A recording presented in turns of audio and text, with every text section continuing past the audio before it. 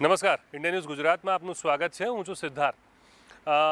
આપણા સાથે એક ખૂબ જ ખાસ મહેમાન આજે હાજર છે. તેમનાથી અમે ઘણી બધી વાતોને ચર્ચા કરવાના છીએ. મિત્રો, કોરોના છે, કોરોના સાથે ઇકોનોમીની વાત છે, અર્થશાસ્ત્ર પણ જોડાયેલું છે.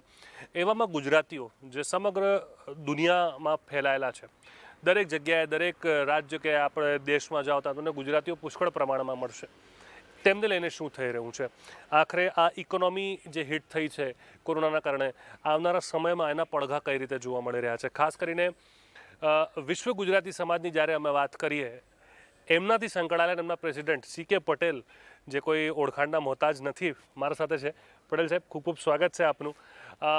ઘણી બધી વાતો છે આમ તો, કેમ કે જ્યારે આપણે ગુજરાતના પરિપ્રેક્ષમાં વાત કરીએ, ગુજરાતીઓની પરિપ્રેક્ષમાં વાત કરીએ, તો ગુજરાતની બહાર દુનિયાની વાત થતી હોય છે. અને વિશ્વ ગુજરાત સમાજની પણ વાત કરીએ, એના પ્રેસિડેન્ટ તરીકે પણ આપ આગળ વધી રહ્યા છો. સૌ પ્રથમ તો આપ આ બતાવો કે કોરોનાના કારણે આ સમગ્ર પરિસ્થિતિને આપ કઈ રીતે જુઓ છો? કોરોના વાયરસને હું વિશેષ જાણે આપણા પ્રકૃતિ સાથેના કરેલા પ્રહારો માનવ જાતિએ, અને somehow it has to be balance. એટલે એક પ્રકૃતિ તમારી સામે આવી હોય, બરાબર, એ રીતે જોઉં છું. પણ મને એમ લાગે છે કે હંમેશા મુશ્કેલીઓ કોઈ નવી વસ્તુનું સર્જન કરતી હોય છે. કારણ કે દરેક તમને સારા રસ્તા ક્યારે મળે? કોઈ તકલીફ આવે, કોઈ મુશ્કેલી આવે ત્યારે તમે એના રસ્તો તમને કંઈક બીજો મળે અને કંઈક નવો રસ્તો મળે. એટલે આ પ્રકૃતિએ આટલું મોટું આખા વિશ્વને જ્યારે ભરડામાં લીધું છે, તો પ્રકૃતિનો શું પ્લાન હશે?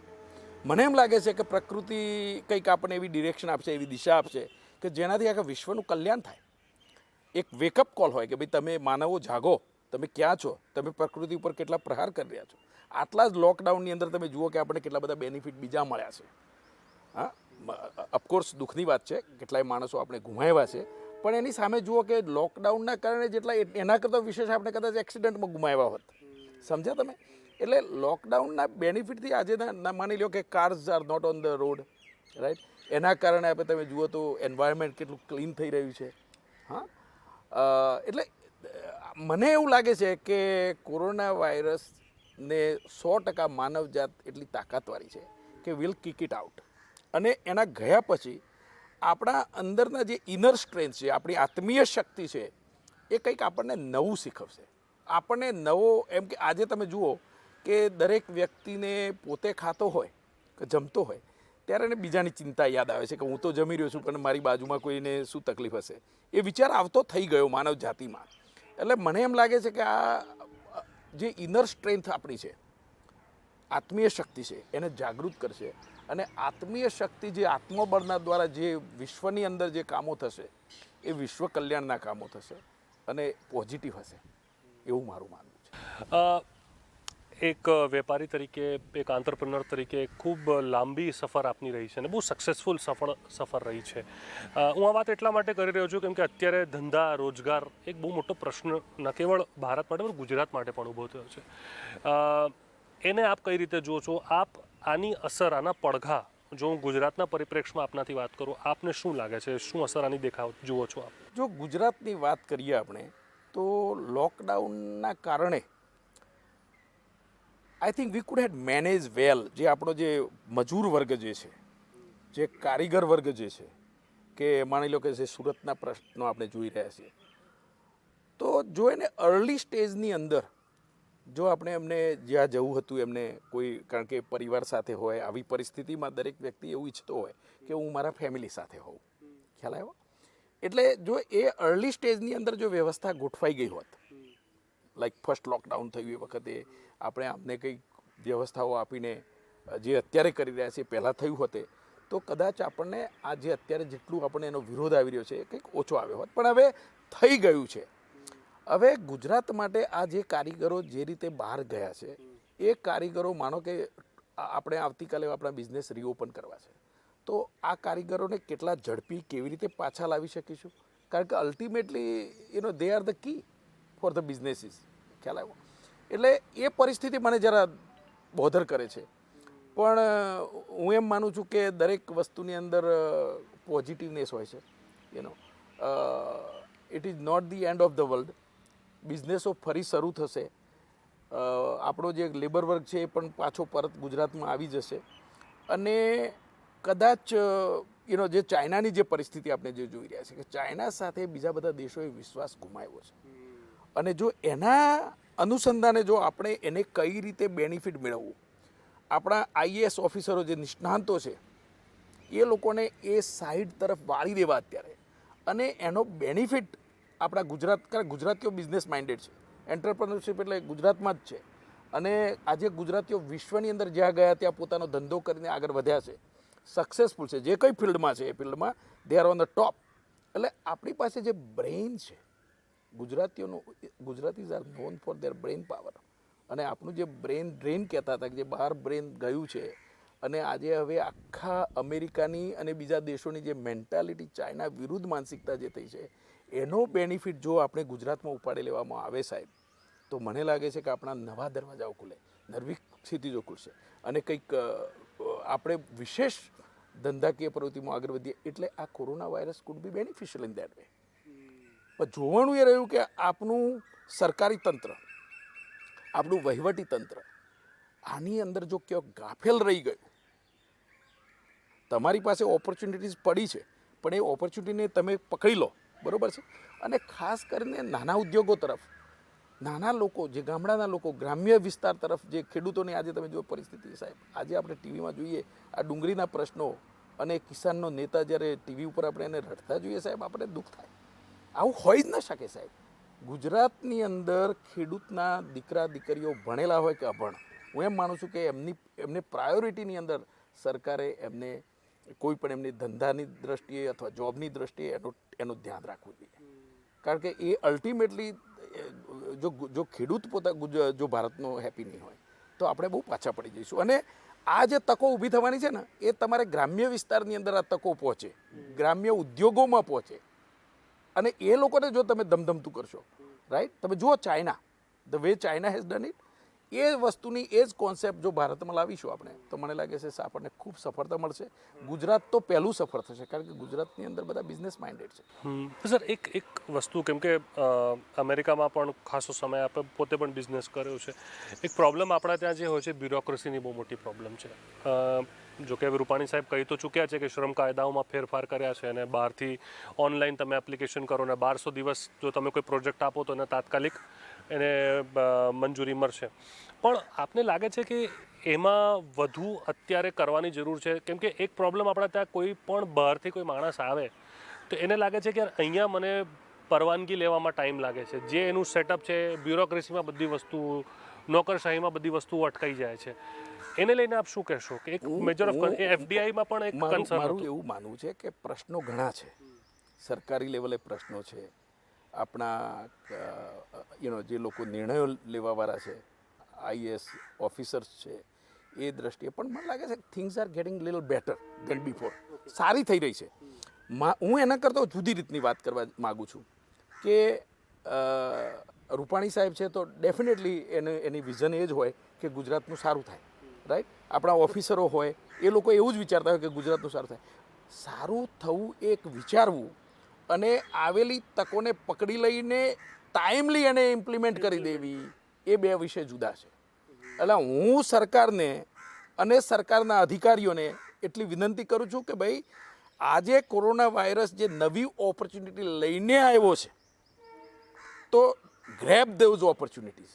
જો એમાં પાછા પડી ગયા સાહેબ તો some other nation will pick up that. શું આપને પ્રોબ્લેમ લાગે છે? કેમ કે ધારો કે કોઈ માણસ જે ચાઇનામાં યુરોપિયન કોઈ કંપની છે કે જેપનીઝ કોઈ કંપની છે જે ચાઇનામાં કામ કરે છે, હવે એને ભારત આવવું છે, આપને આપના અનુભવથી શું લાગે છે કે એવી શું વસ્તુ નડતરરૂપ હોઈ શકે જેના કારણે કદાચ એ ખચકાય આવવામાં? કદાચ એ બીજી જગ્યાએ વિયેતનામ પણ આમાં લાગેલું છે કે વિયેતનામ કે કહે છે કે અમે પણ તમારા ત્યાં બધા બિઝનેસીસ આવે તો એ ન જાય ત્યાં ને આપણા ત્યાં આવે ને યુરોપમાં પણ ન જાય, અહીંયા આવે. એના માટે શું? મને એમ લાગે છે કે different nations are ready to do business with India.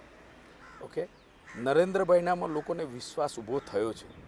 નરેન્દ્રભાઈએ જે કામ કર્યું છે સાહેબ બહારના દેશોમાં જઈને એને ઇગ્નોર ન કરી શકાય.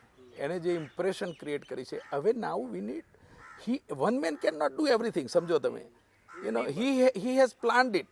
હવે એ વિષયોને પકડીને બધા જ રાજ્યો અને ખાસ કરીને ગુજરાત જો એને પકડી લે અને એના જે બેનિફિટ નાવ જે લેવાના છે, રાઈટ, એ જો લેવામાં આવે તો હું માનું છું સાહેબ ગુજરાત છે ને એ જાપાન બની જાય.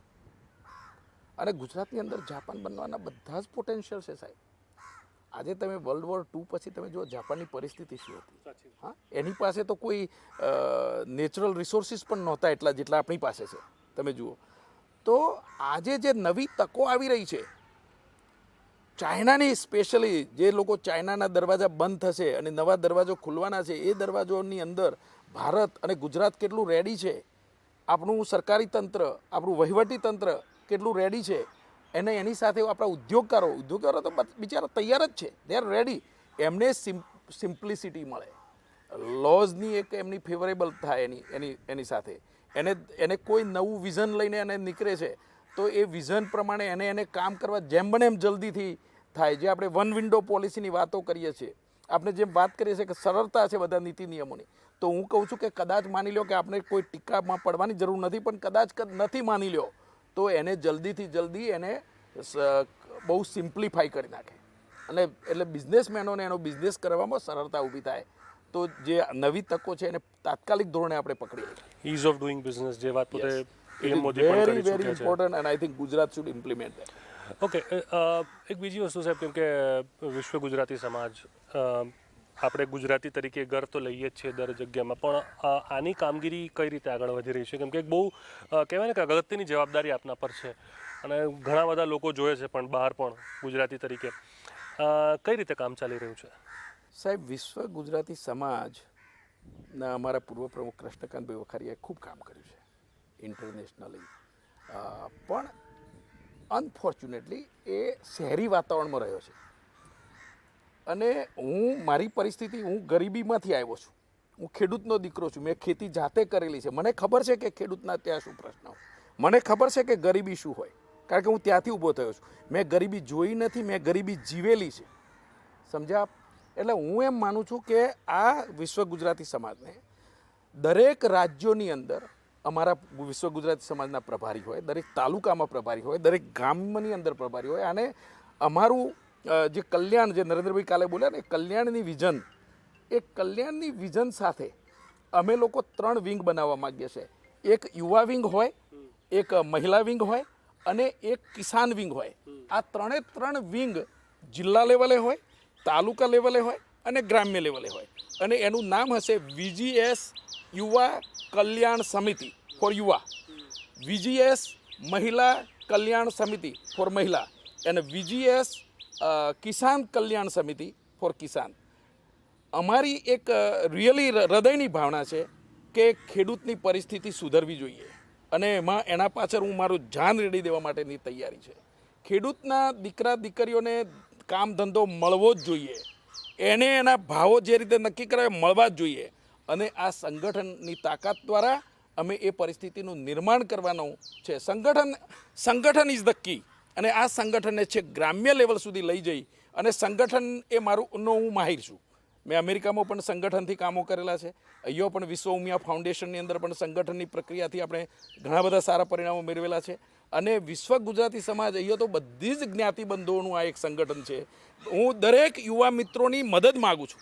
યુવા મિત્રો, તમારું કલ્યાણ થવું જોઈએ. કોઈ વિષય જ નથી કે તમને નોકરી કેમ ના હોય. આપણે નોકરીઓ ક્રિએટ કરવાવાળા છીએ. તો યુવા મિત્રો, હું આ ટીવીના માધ્યમથી, આ મીડિયાના માધ્યમથી તમને વિનંતી કરું છું કે આપ બધા બહાર આવો, ખેડૂતના યુવાન દીકરા દીકરીઓ બહાર આવો. આપણે આપણી પરિસ્થિતિને બદલવાની છે. આપણી પરિસ્થિતિ બદલવા માટે સરકાર પાસે કે સરકારી અમલદારો પાસે આશા રાખવી એ જરૂર એમનું કામ કરશે, પણ આપણે આપણી ફરજો પણ બજાવવાની છે. એટલે let's come out, let's work together and we can change the environment. આપણે બધા સાથે મળીને આપણી પરિસ્થિતિનું નવું નિર્માણ કરશું અને હું તમારી સાથે છું. આપણે સાથે રહીને આ કામ કરવાનું છે. અને સંગઠનની મારે જબરજસ્ત તાકાત ઊભી કરવી છે. સંગઠનના માધ્યમથી સરકાર સાથે પ્રેમભર્યા વાતાવરણની અંદર જે નીતિ નિયમોને બદલવા પડે એ બદલીને પણ ખેડૂતોની પરિસ્થિતિ બદલાવી જોઈએ. શું આપ પણ આ માનો છો કે જે વાત વારંવાર થાય છે કે ખેડૂતોનું તમે કર્જ માફી કરી દો, પણ ખેડૂતોને આત્મનિર્ભર બનાવવાની વાત ઓછી થતી હોય છે. તમે એમને સબસિડી આપો, બધું આપો, પણ તમે એને એ સવલતો જ ના આપો જેનાથી, જેમ કે કાલે વડાપ્રધાનશ્રીએ પણ આ જ વાત કીધી કે ભાઈ તમે આત્મનિર્ભર બનવાની જરૂર છે. આપને લાગે છે એ દિશામાં કામ થવું જોઈએ? કઈ રીતે થશે? આ 20 લાખ કરોડનું જે પેકેજ વડાપ્રધાનશ્રીએ કાલે વાત કરી, એનો મોટો ભાગ જો ખેડૂતોના કલ્યાણમાં જાય,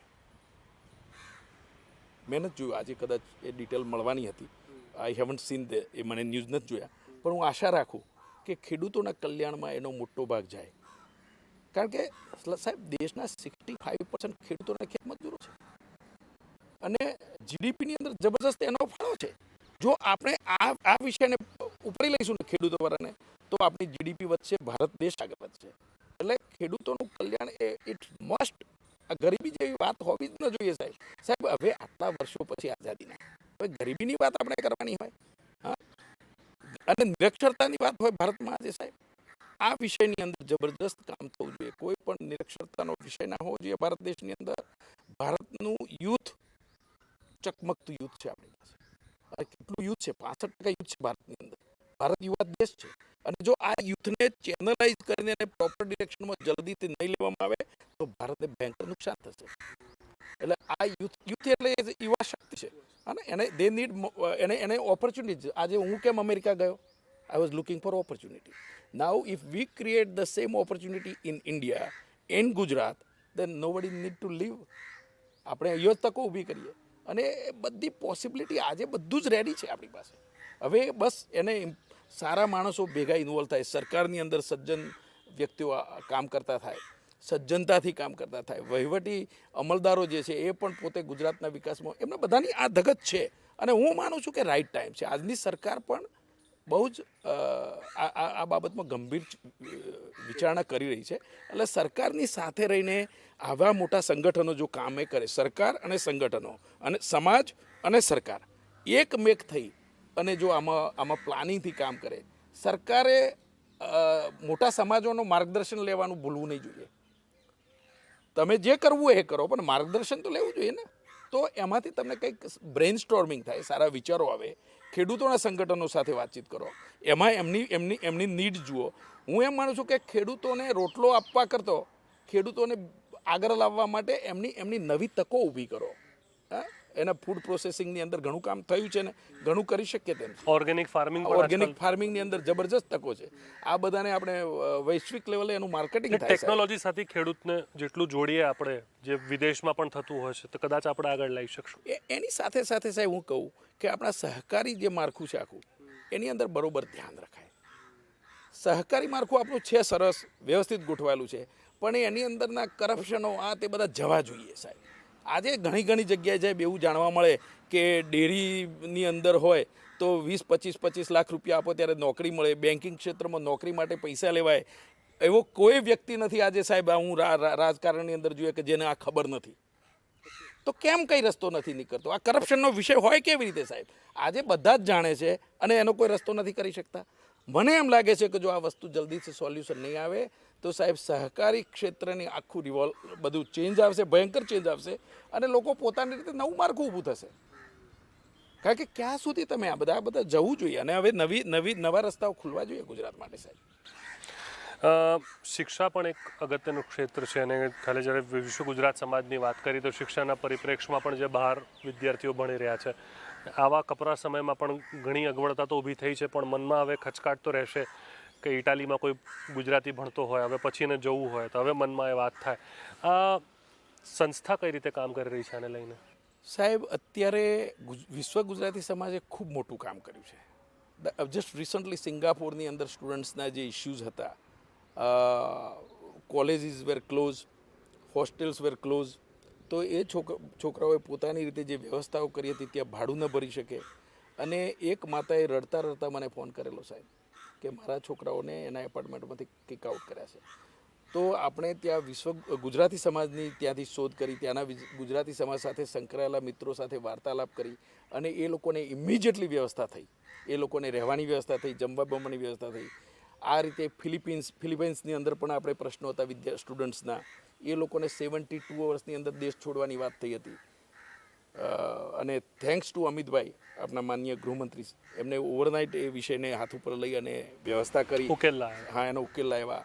એ જ રીતે અમેરિકાની અંદર જે સ્ટુડન્ટ છે, કેનેડામાં છે, એ બધા સ્ટુડન્ટના જે પ્રશ્નો હતા એમાં વિશ્વ ગુજરાતી સમાજ આગળ આવીને માની લો કે ફોર એક્ઝામ્પલ ઇન યુએસએ તો જે સ્ટુડન્ટ્સ હતા એને હોટેલ્સની અંદર રહેવાની વ્યવસ્થાઓ ગોઠવાવી દીધી, કોઈ ગુજરાતી સમાજોની સાથે વાર્તાલાપ કરીને વ્યવસ્થાઓ કરી. એટલે જે સ્ટુડન્ટ્સ, સાહેબ આજે અમેરિકાની અંદર 2.5 લાખ સ્ટુડન્ટ છે અને જ્યારે ઓલ ધ સડન એમના ઉપર તમને કહેવામાં આવે કે નાઉ કોલેજીસ આર ક્લોઝ, આજે આ વિદ્યાર્થીઓ બધા પ્રશ્નોમાં છે, એમની ફીસ ભરી હોય તો શું થશે, એ લોકો અહીં આવી જાય છે તો એમના વિઝાનું શું થશે. દેર આર મેની ઇસ્યુઝ પણ વિશ્વ ગુજરાતી સમાજ આ બધા ઇસ્યુઝ સાથે સરકારી તંત્ર સાથે, અમેરિકાના સરકારી તંત્ર સાથે અને આપણી એમ્બેસી સાથે બિલકુલ અને ત્યાંની યુનિવર્સિટીઝ સાથે બહુ સિરિયસલી કામ કરશે, જેથી આપણા વિદ્યાર્થીઓને જે કોઈ દેશમાં હોય ત્યાં એમની તકલીફો ઓછી થાય. એટલે વિશ્વ ગુજરાતી સમાજ ઇઝ ડુઈંગ ઇટ જોબ અને મને વિશ્વાસ છે કે વિદ્યાર્થીઓના બધી મુશ્કેલીઓ જેટલી બને એટલી આપણે હળવાશ થાય એવા પ્રયાસો વિશ્વ ગુજરાતી સમાજ. કોરોનાની જે સ્થિતિ છે, કેમ કે હવે તો એક પ્રશ્ન આ પણ છે કે કોરોના સાથે જીવવું પડશે, આ વાત વારંવાર હવે સામે આવી રહી છે. અમેરિકામાં અને વિદેશમાં લોકોનો અભિપ્રાય અને જીવન કઈ રીતે બદલાયું છે, જો આપણા ગુજરાતીઓની હું વાત કરું, એ આપ શું પરિવર્તન જોઈ રહ્યા છો? અમેરિકાની અંદર જે મારે ગુજરાતી મિત્રો સાથે વાત થાય છે, ઘણા બધા આપણા ત્યાં બિઝનેસમાં છે, હોટેલ્સમાં હોય કે કોઈ સ્ટોર્સમાં છે કે કોઈ ગેસ સ્ટેશનના ધંધામાં છે, તો મારે નિયમિત વાત થતી હોય છે કારણ કે I am very well connected with them. તો એ લોકોમાં જેટલી ફિયર આપણે અહીંયા છે એટલી ફિયર નથી. લોકડાઉનનું પાલન કદાચ મને એવું લાગે કે એ લોકો આપણા જેટલું સખત રીતે નથી કરતા, બહુ ઓછું કરે છે. અને લોકડાઉનની જે પરિસ્થિતિ અહીંયા જે આપણે વડાપ્રધાને જે રિયલી જે પગલાં લીધા, ખૂબ ખૂબ ધન્યવાદને પાત્ર છે. એવી પરિસ્થિતિ અમેરિકામાં નહોતી થઈ, એ લેવલે નહોતી થઈ. એના કારણે તમે જુઓ કે ત્યાં કેસીસ પણ ઘણા બધા થયા, ડેથ ઘણા થયા. પણ કદાચ ત્યાં હવે આપણે માનો કે જે ઓપન કરશું તો એ આપણી સિસ્ટમ કેવી રીતે આગળ કેવી રીતે થાય છે, આગળ આપણા કેસો કેવી રીતે એમની સાથે એની સરખામણીમાં થાય છે રેશિયો વાઇઝ, એ જોવાનું રહેશે. પણ આજે પણ અમેરિકાની અંદર આ stores, hotels, they are all up and running, businesses ચાલુ છે. એટલે એ લોકોને કદાચ ધંધાકીય નુકસાન જે થવું જોઈએ જેટલું એ પ્રમાણમાં ઓછું થશે. મને લાગે છે ઇન્ડિયામાં કદાચ આપણને નુકસાન વધારે પડે, પણ ગુજરાતીઓ ખૂબ હોશિયાર છે એટલે મને લાગે છે વિલ રિકવર દેટ. એટલે એ જે વાત વારંવાર કહેવામાં આવી રહી હતી કે કદાચ અમેરિકામાં જે મોતનો આંકડો વધી રહ્યો છે તો હવે બધા પરત અહીંયા ઇન્ડિયા આવશે, કે હવે ત્યાંથી પલાયને એક્ઝોડસ જોવા મળે, એ જુઓ છો સ્થિતિ કે નહીં? મને લાગે છે કે આ જે આખી પરિસ્થિતિ છે COVID-19, we will learn to live with it.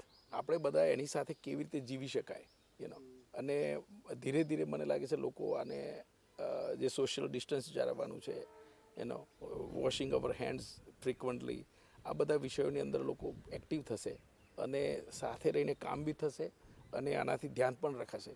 મને લાગે છે એવી પરિસ્થિતિ તરફ જશે અને ultimately we need to find the way આમાંથી બહાર નીકળવાનું, કારણ કે આને લઈને ઘરે તો બેસી નહીં રહેવાય. રાઈટ.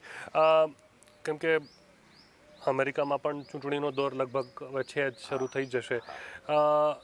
આપ એને કઈ રીતે જુઓ છો? શું અત્યારે ત્યાં ગુજરાતીઓમાંથી જો કદાચ આપ તાગ મેળવવાનો આપને પ્રયત્ન કર્યો હોય, શું લાગે છે, શું માહોલ લાગે? ગુજરાતીઓ, I would say they are not clear. They are still in confused status. Either they will go with the democratic. In general, Gujaratis are with Democratic Party. પણ એ ટ્રમ્પ સાથે પણ લોકો નરેન્દ્રભાઈના સંબંધોના કારણે અને તેઓ હાઉડી મોદી કાર્યક્રમો થયા એ પછી થોડોક વળાંક ગુજરાતીઓએ રિપબ્લિકન પાર્ટી તરફ લીધેલો છે, ખ્યાલ આવ્યો.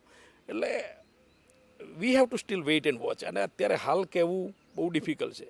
આ કોરોના વાયરસ સાથેની ટ્રમ્પની એક્ટિવિટી, ટ્રમ્પનું કામ, એનો કંટ્રોલિંગ પાવર, એ બધું જ લોકો જોશે. પણ ગુજરાતીઓ બિઝનેસ માઇન્ડેડ છે એટલે જે બિઝનેસની અંદર કંઈ બહુ એમને ઇફેક્ટ જોઈ જે થઈ છે નો ડાઉટ, પણ આજે પણ એ લોકોના બિઝનેસ ચાલુ છે ત્યાં. એટલે અને ટ્રમ્પનું કામ for American he has done a good job. Economy સાથે પણ એને બહુ સારું કામ કર્યું છે. એટલે આઈ વિલ સે we have to weight and watch. સાહેબ, એક અગત્યની વાત એ છે કે સ્ટાર્ટઅપ્સને ઘણું નુકસાન થયું છે આ ટાઈમે. સ્ટાર્ટઅપ્સ જેટલા પણ હતા, બહુ મોટું કોરોનાના કારણે નુકસાન થયું છે. બડિંગ આંતરપ્રેન્યોર્સ જે કદાચ આપની તરફ પણ જોતા હોય, આપ આ સ્ટાર્ટઅપ, કેમ કે મેક ઇન ઇન્ડિયાની વાત પણ વારંવાર થઈ રહી છે, આપ આ સ્ટાર્ટઅપ્સને કઈ રીતે જુઓ છો હવે? મને લાગે છે કે હવે સ્ટાર્ટઅપ્સને લોકો નવી દ્રષ્ટિથી જોતા થશે કોરોના વાયરસ પછી, અને એને એ લોકો બહારના દેશો સાથે કેવી રીતે પોતાને કનેક્ટ થવું એ વિષયની અંદર વધારે લક્ષ્ય અપાશે. બરાબર, નવી જે ઓપોર્ચ્યુનિટીઝ આવી રહી છે એને ધ્યાનમાં રાખીને સ્ટાર્ટઅપ્સને ગેઇન થશે. એટલે અને બીજું શું કે આ એક જે કોઈ માણસોની પાસે ડ્રીમ હતું, સ્ટાર્ટઅપ્સની કોન્સેપ્ટ હતી, એમાં લઈને જે લોકો પોતે ઘરે બેઠા છે તો એ કંઈક બહુ જ રીથિંકિંગ કરશે, રીપ્લાનિંગ કરશે. એટલે મને લાગે છે કે એ હજુ એવું કંઈ નુકસાનમાં આપણે એટલા બધા નથી ગયા કે એને ફરીથી રીએસ્ટાબ્લિશ ન કરી શકીએ. એટલે આઈ એમ વેરી હોપફુલ અને specially why I M hopeful. તમારી વાત સાચી છે, પણ ગુજરાતીઓ છે ને પાવરફુલ લોકો છે. આપણે ખૂબ પાવરફુલ છીએ. આપણી નૈતિક બળ, આપણું આત્મબળ, ઇનર સ્ટ્રેન્થ સાહેબ અનબિલેબલ છે ગુજરાતીઓની. તમે જુઓ, વિશ્વમાં ડંકો વગાડેલી આપણે છે, રાઈટ, આપણે ગુજરાતીઓએ. એટલે આઈ એમ વેરી કોન્ફિડન્ટ કે વિલ સ્ટાર્ટ બેક અગેન.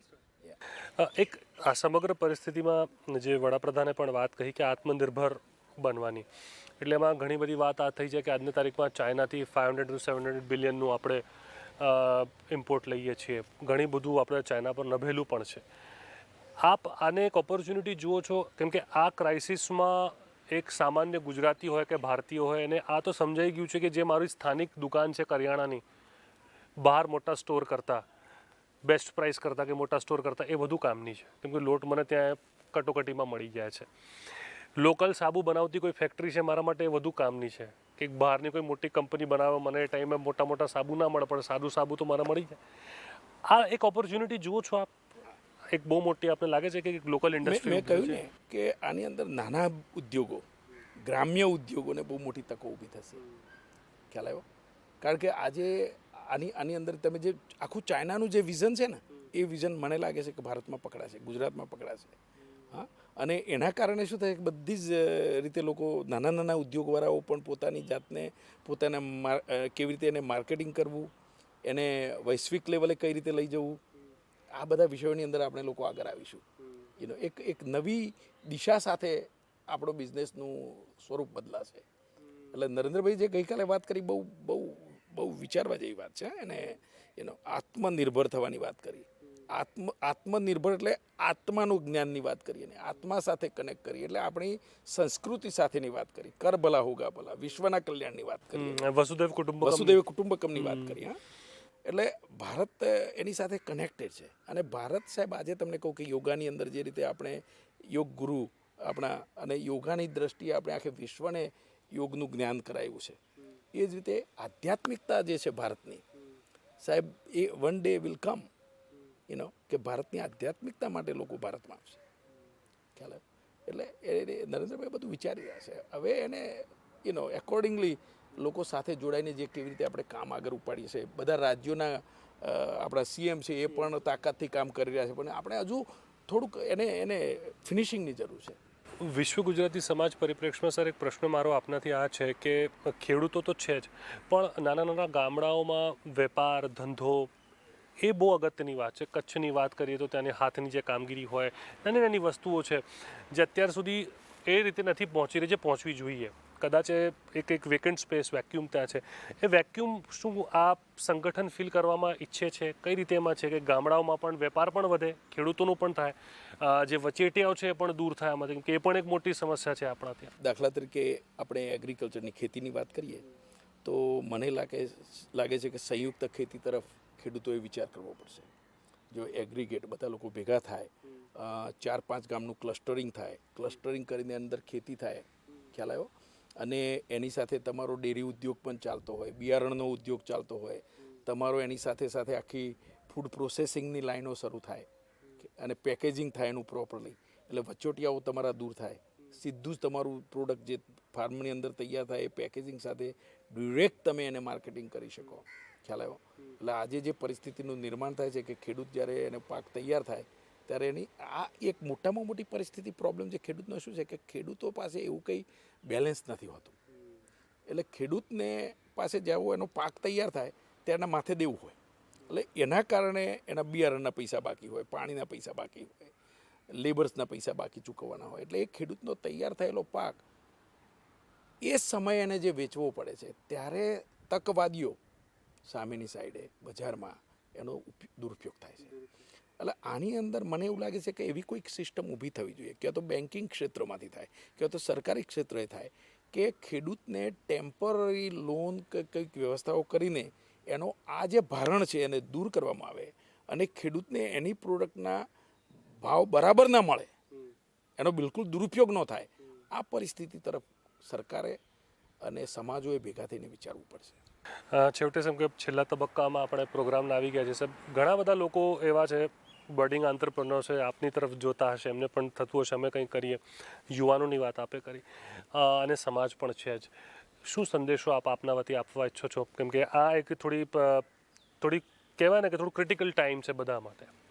સાહેબ, હું એક સંદેશ એ આપું છું કે પહેલાં તો હું ખૂબ આપણું આખું તંત્ર, પોલીસ તંત્ર હોય, ડૉક્ટર્સ, નર્સ અને સફાઈ કામદારો, આપે વન્ડરફુલ એટલું સરસ કામ કર્યું છે, આપણે લાખ વંદન કરું છું. અને ગુજરાતની પ્રજાને પણ વંદન કરું છું કે તમે જે રીતે સરકારને સાથ સહકાર આપ્યો છે. ઓફકોર્સ થોડા નાના મોટા બનાવો બન્યા છે, પણ એ બને, પણ ઇન જનરલ આપણે બધા સાથે રહીને ખભે ખભો મિલાવીને જે કામ કર્યું છે, ત્યારે આ કોરોના વાયરસ જવાનો જ છે અને એ આપણને નવી દિશા આપીને જવાનો છે. તો મારા યુવા મિત્રો, મારા ખેડૂત મિત્રો, આવો આપણે સાથે મળીને કામ કરી નવી તકો ઊભી કરીએ અને ગુજરાતને જાપાન બનાવી દઈએ. મને લાગે છે કોરોના વાયરસનો આ મેસેજ હોવો જોઈએ કે આપણે બધા સાથે રહી સંયુક્ત રીતે કામ કરશું, સરકારની સાથે પણ સાથે રહીને કામ કરશું. સરકારની અંદર કોઈ ક્ષતિઓ હોય આપણને એમ લાગતી હોય કે સુધારવા જેવી છે, તો એ આપણે આપણી સંગઠનની તાકાતથી સરકાર સાથે બેસીને વાર્તાલાપ દ્વારા એનો ઉકેલ લાવી પણ બધા યુવાનોને કામ મળવું જોઈએ. ખેડૂતના ભણેલા કે અભણ દીકરા દીકરીઓ કામ વગરના ના હોવો જોઈએ. આટલા વર્ષો પછી ગુજરાતની અંદર ગરીબીને કોઈ સ્થાન નથી, તો ગરીબી દૂર થવી જોઈએ. આ મારો વિષય છે. સર, આપ જોડાયા અને ખૂબ જ અગત્યની વાતો કરી, ઘણા બધા વિષય ચર્ચા કરી, તે બદલ આપનો ખૂબ ખૂબ આભાર. અમારા સાથે જોડાવા બદલ પટેલ સાહેબ, સીકે પટેલ જોડાયા હતા અમારા સાથે.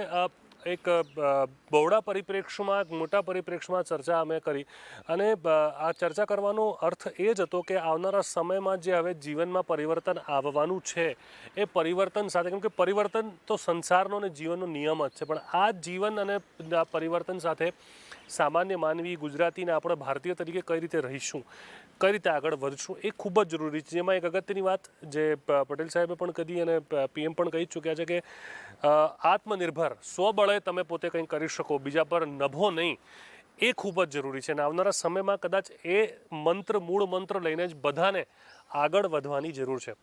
અમારી વિશેષ રજૂઆતમાં હાલ આટલું જ. મને આપશો રજા. નમસ્કાર.